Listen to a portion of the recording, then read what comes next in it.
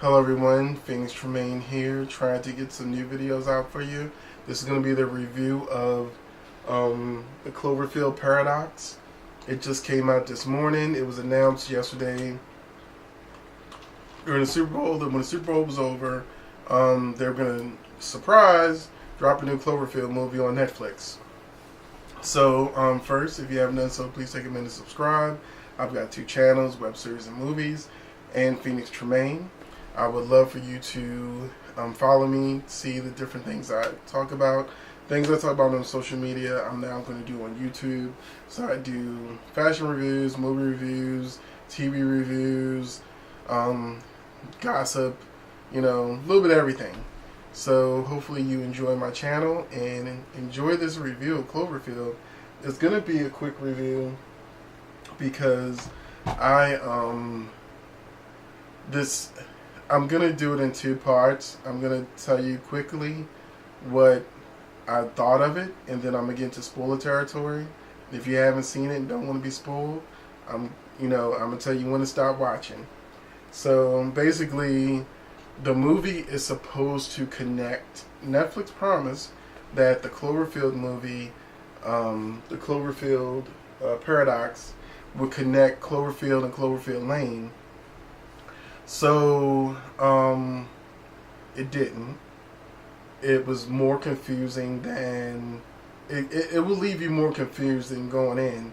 The first two movies, if you've seen them, they straight up... There's not a whole lot of mystery about it. The mystery of Cloverfield Lane was, for some people, the fact that it was part of the Cloverfield franchise. We all kind of knew what was out there. It wasn't a surprise if you saw the first movie. And now we got a third movie that's supposed to connect the first and second movie. And I say that this movie is kind of like watching Lost, where you watch Lost and they start giving you different clues, like, what do these numbers mean? And, ooh, there's a smoke monster. That means something too. And oh, look over here. This person, didn't they die? Oh, well, they're back. So they keep hitting you with all these different things on Lost, and then when the series is over, you're like, that's it. And half of the mysteries they threw at you on Lost, they didn't even solve. And that's how this movie made me feel. It makes you feel cheated. It makes you feel like you want to throw something at the TV when it's over, because it's like, you lied to me. You said you were going to explain these movies, you're going to connect them together, and all you did was, just like Lost, you promised me answers and then gave me 10 new questions. So, just to let you know, if you haven't watched the first and second movie, there's no need for you to watch the third. It's on Netflix. I know some of you be like, well, I don't have nothing else better to do. It's something new on Netflix. I'll watch it. Just understand, it ain't gonna make no sense. Watch it like you would a sci-fi movie on the Sci-Fi Channel, where they do that bootleg movie stuff, and it's not going to be great quality. Although this is a good quality movie. Special effects, the cast is good, the acting is good, the script is horrible. So if they had a great script, this would be an awesome movie.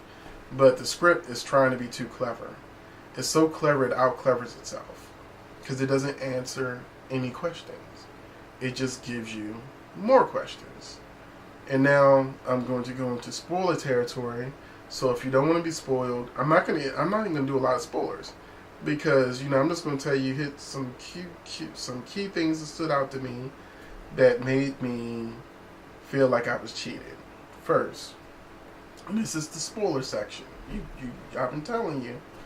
So one of the things they say in this movie is that it could be demons. And I'm like, oh, that's different. We thought they were aliens, but maybe they're demons. It would explain a lot, since one of the people seemingly gets possessed.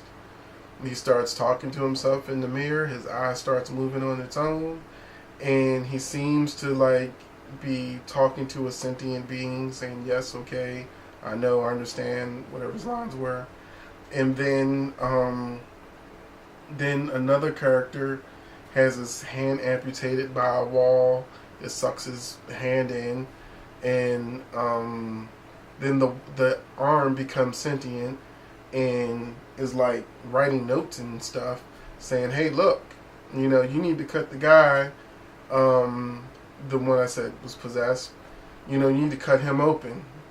And so they cut him open, and like when this paradox happens, I'm not gonna spoil the movie for you in case you really do. So I'm not gonna give all the spoilers, but all of these worms that disappeared ended up in his body along with the gyro. And I said, "Oh, the gyro's in there," and it was in there.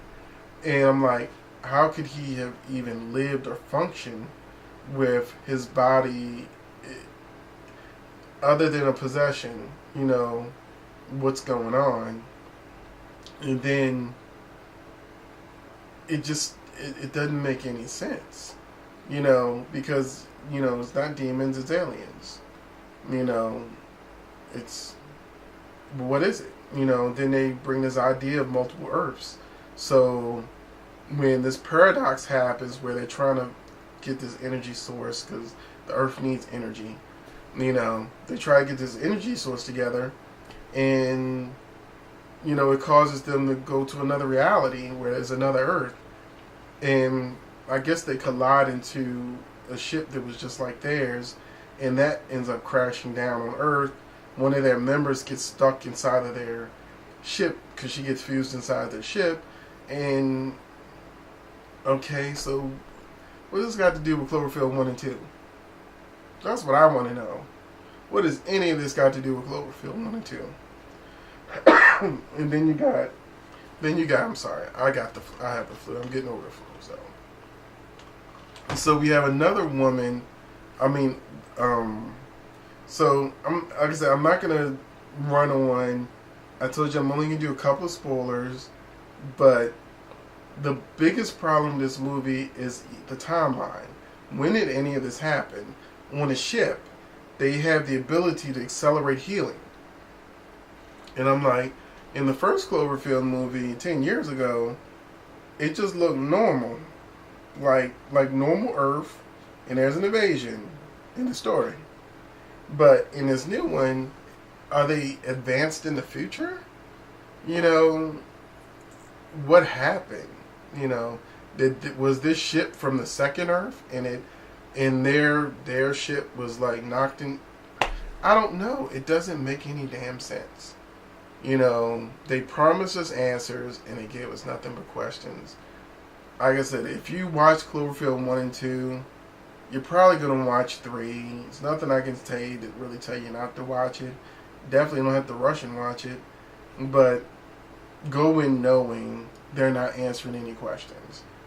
They just want to add more questions and go, ooh, look at how clever we are. You know, it was stupid. It was a stupid movie. Good acting with a stupid script. So, you know, I don't recommend watching it. And I'm going to drink my water, take some medicine, and I'm going to take my butt to bed, edit this in the morning, and hopefully I'll see you again for the next video. But Cloverfield, I keep looking over because I'm dealing with flu brain. The Cloverfield Project, thumbs down.